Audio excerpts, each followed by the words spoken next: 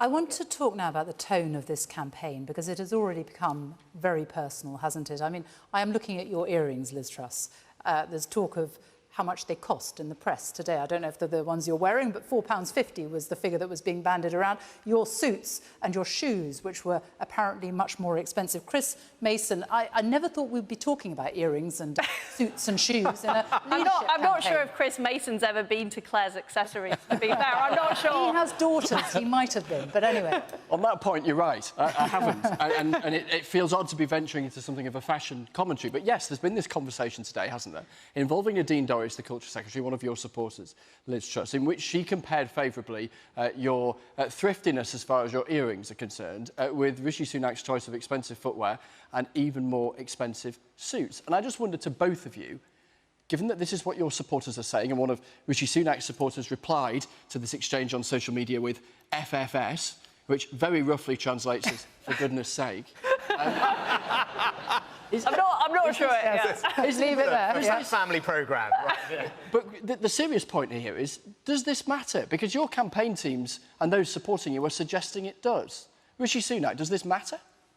Well, look, I've got enormous respect and admiration for Liz and actually all the other people who spent time in this leadership campaign. And actually, when this is all done, we're all part of the same your side, Conservative though, and how family. they're We're going to come together and keep working hard for the British people. But look, I can address this, this issue about me very, very directly, right? I mean, it's very simple. I think in the Conservative Party, we judge people by their character and their actions. I'm proud of my record as Chancellor in helping some of the most vulnerable people over the last couple of years. And I wasn't born this way.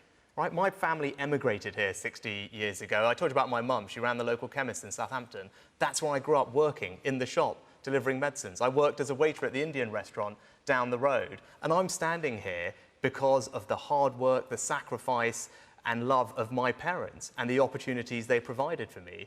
And that's why I want to be Prime Minister, because I want to ensure that everyone, your children and grandchildren, have the very same opportunities that I had. And actually those values of hard work and aspiration, those are Conservative values, and those are exactly the type of values that I will champion as Prime Minister. Chris. Let's just directly and specifically, will you disown the remarks from Nadine Dorries today?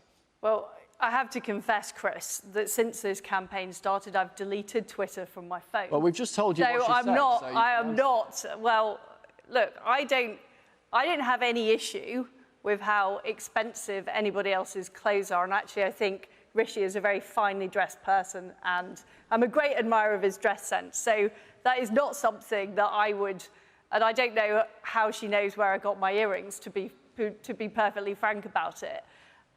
I'm campaigning in this leadership election in a positive way about my experience and what the value that brings. The point is, a very prominent supporter of yours is making very specific suggestions about the choice of clothing of your rival. And I'm asking you specifically whether you disown that. I'm not going to give Rishi fashion advice. I mean, I've said he's a very well-dressed man. I'm not going to give him fashion advice. And I don't think, this is really the key issue in the campaign, frankly.